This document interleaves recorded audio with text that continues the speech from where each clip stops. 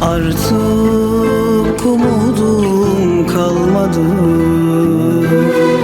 mutluluk kapımı çalmadı. Yağmurlar üzerime yağdı. Olmuyor sensiz candan öte. Yağmurlar üzerime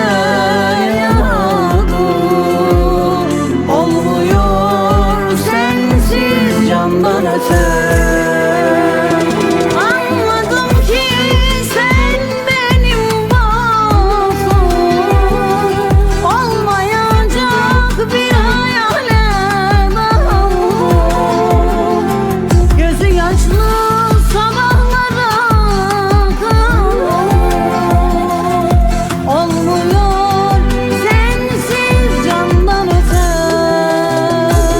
Anladım ki sen benim bağım, olmayacak bir hayale daldım.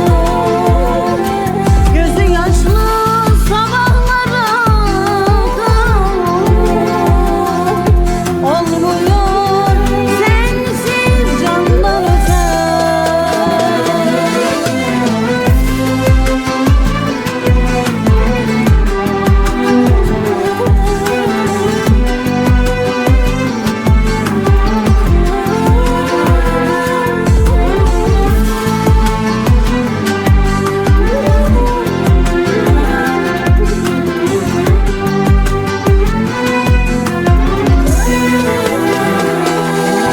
Gün olur gelirsin dedim, her gün yolunu gözledim.